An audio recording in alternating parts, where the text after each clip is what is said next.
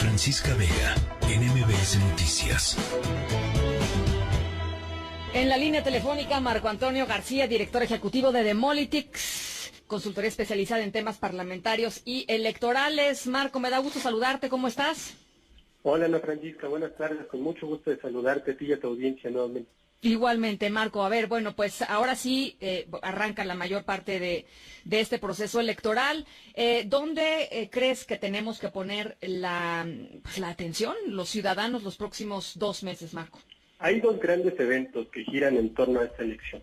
Primero, el ámbito federal, para saber si la coalición dominante conserva su mayoría en la Cámara de Diputados y puede seguir dándole este respaldo que sistemáticamente le ha dado a las iniciativas presidenciales.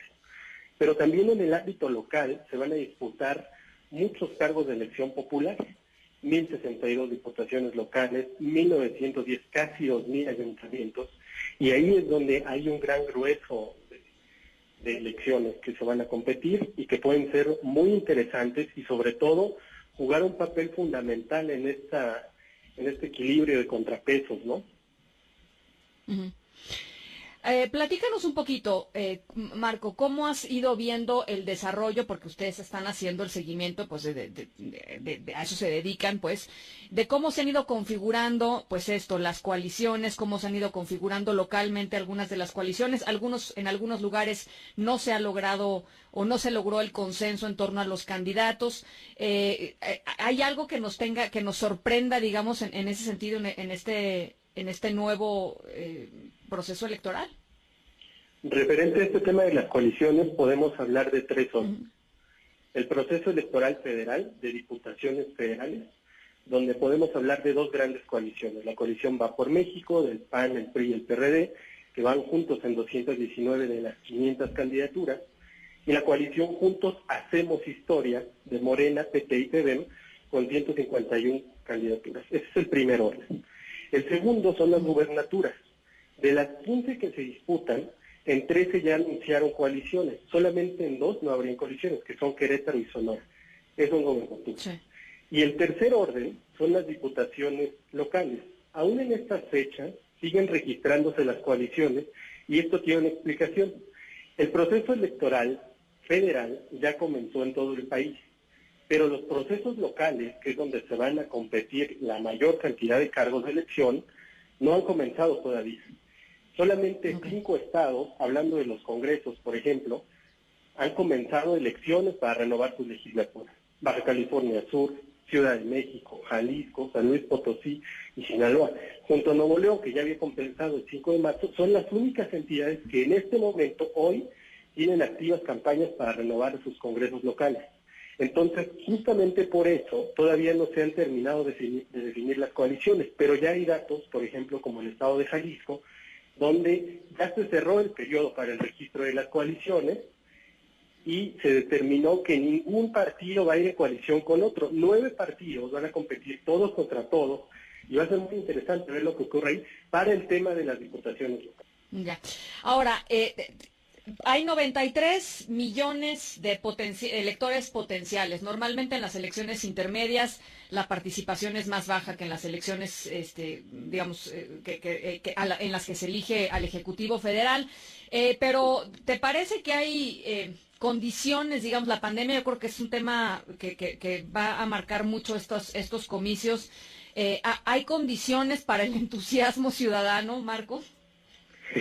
En principio uno pensaría que no, pero las cifras dicen otra cosa. En 2020 tuvimos 2 procesos electorales para renovar congresos y las cifras se mantuvieron en la media.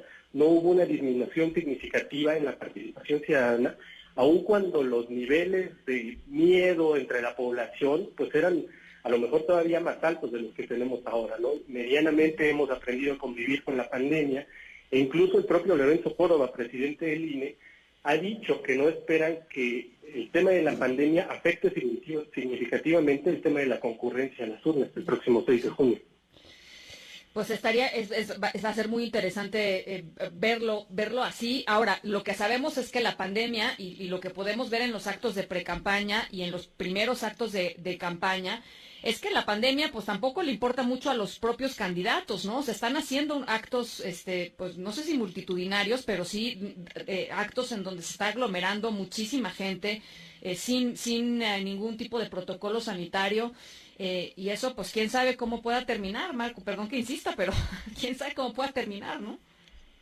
Sí, definitivamente hay muchas condiciones sanitarias que se están ignorando en este proceso y malamente, déjame decirte, Francisca, porque de pronto si los candidatos, las candidatas entendieran el peso que tienen en este momento las plataformas digitales para llegar a sus potenciales electores, estarían canalizados a arrojar todos sus esfuerzos hacia estas plataformas.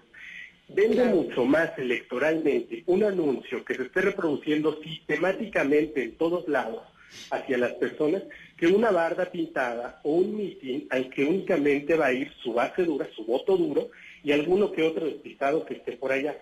Entonces, esto que acabas de mencionar es de vital importancia porque se abre una nueva oportunidad todavía inexplorada por los candidatos y candidatas, pero hay suficiente tiempo todavía para que volteen hacia ella y que también asuman su parte de responsabilidad social, no exponiendo a la población a estos eventos masivos.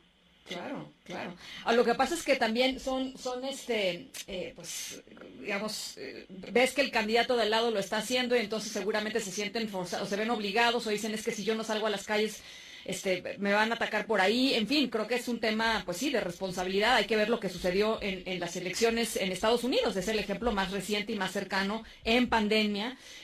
Cómo criticaban al ahora presidente Joe Biden de estar encerrado en su sótano, ¿no? Era parte de los ataques de los republicanos justamente por haber, pues sí, mostrado una mayor responsabilidad. Ahora la gente salió y votó mayoritariamente a favor de él, pero ese es otro tema, ¿no? Y es que hay otras cuestiones de fondo que ve la ciudadanía en todo esto. ¿Por qué de pronto un personaje público, un presidente municipal que ahora aspira a una diputación, viene y se para aquí en mi calle y me dice que no han podido drenar el agua o que hay zapatos tirados, o empieza a hacer esta labor territorial de calle, cuando nunca lo hizo durante todo este tiempo? Eso también lo percibe la ciudadanía y afecta sobre el voto que va a tener al día de la elección.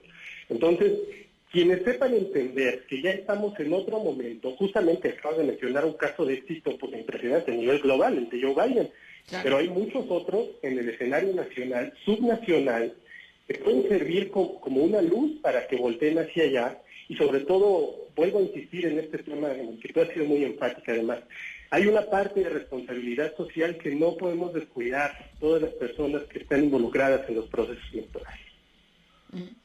Finalmente te quisiera preguntar, Marco, por el tema de la violencia. El periódico Excelsior, me parece que hoy en su primera plana registra que hay al menos 60 aspirantes que están solicitando la protección federal que ofreció el presidente López Obrador para que, digamos, puedan realizar su campaña de manera segura. Ustedes llevan también un conteo de las personas que han sido asesinadas en este proceso. No pinta bien este tema, ¿no? No pinta nada bien. Por ejemplo, en 2017-18, el proceso donde se eligió al presidente López Obrador, asesinaron a 48 candidatos y candidatas. Y hasta ese momento, en 24 años, habían sido las elecciones más sangrientas. En este proceso electoral 2021, ya llevamos 18 entre aspirantes a presidencias municipales, diputaciones locales, regidurías.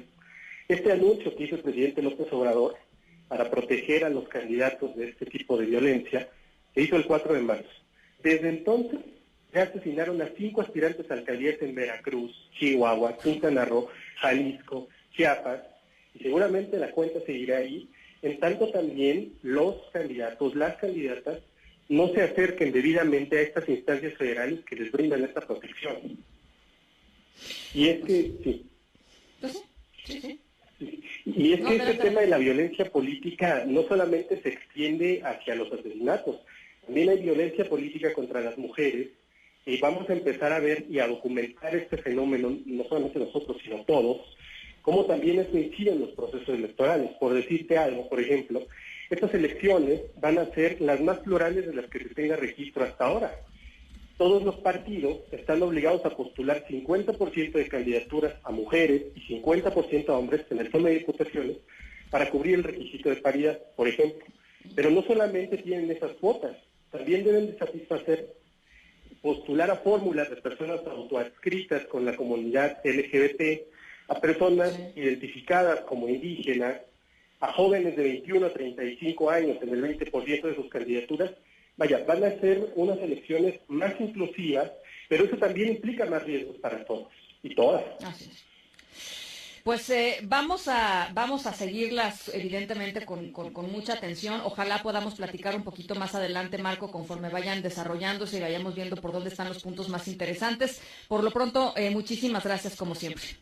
Nuevamente te agradezco el espacio, Ana Francisca. Mucho gusto y seguimos en comunicación. Igualmente, un abrazo. MBS Noticias.